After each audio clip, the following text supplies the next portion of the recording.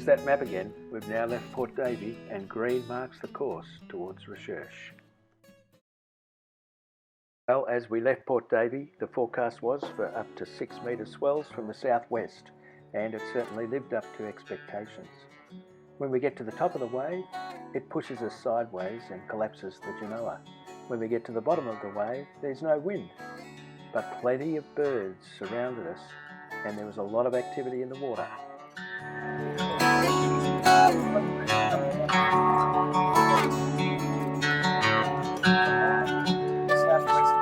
There's that collapsing jib again, and there is Southwest Cape in front of us. Not far to go now. Reasonable sea running.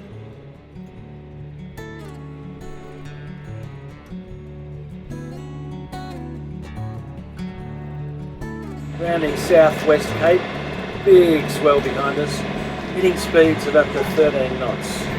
Got the heady up, and it's a beautiful morning, sunny.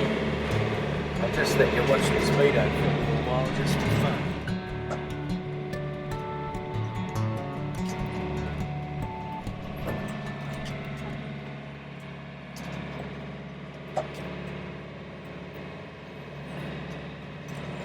I think that one only got to 11, but that's the sort of thing that's going on. It's rather nice. Mattsuyker Island.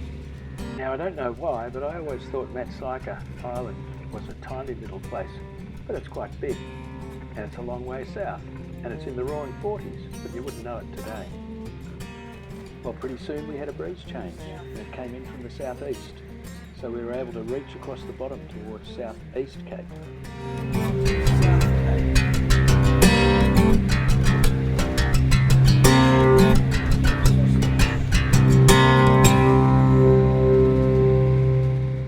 Having been in Port Davey for several days, we were actually communications deprived, and as soon as we got a signal, everyone was on the phone trying to make contact with the real world yet again.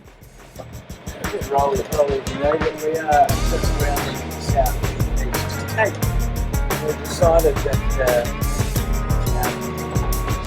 Marnie are here with us, and we've got some lines out with the boys very anxiously awaiting the arrival of the 75-pound tuna. There were certainly plenty on the fish finder. And there's that cape again.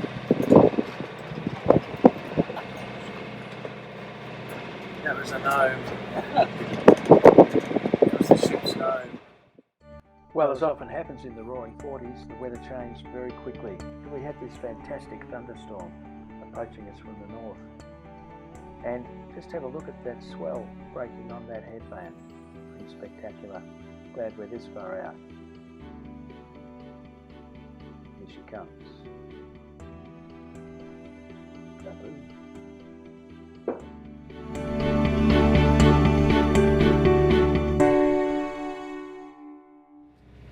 Southeast Cape. They're looking forward to Whale Point, and then past that is the bottom end of Bruny Cape.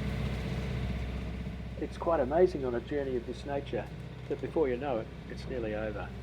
And here we are, about to round the bottom end of Tassie and end up in the D'Entrecasteaux Channel.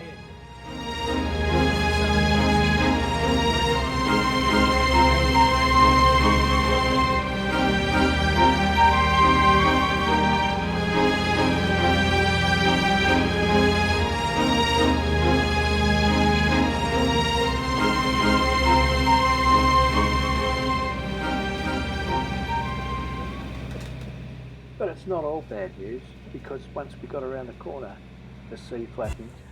Well, We got our communications back. We could even hear people on the radio. And as we moved closer to Recherche, we realised that we'd be able to catch some fish at last. We didn't get that 75-pound tuna, but we certainly feasted on the magnificent platies in Recherche Bay.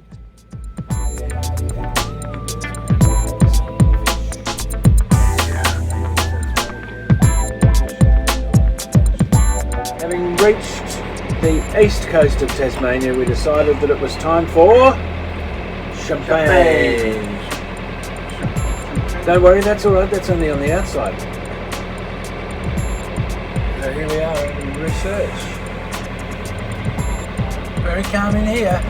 Oh, nice. Very nice. There's a bit of bird action over there on that island. Oh, looks like a settlement over here too. A couple of cats in. If we've not been able to fish in Port Davey, we soon caught enough flatties for a feed. Well, that's it, folks, from Wingara for another Going Coastal. Back soon for more.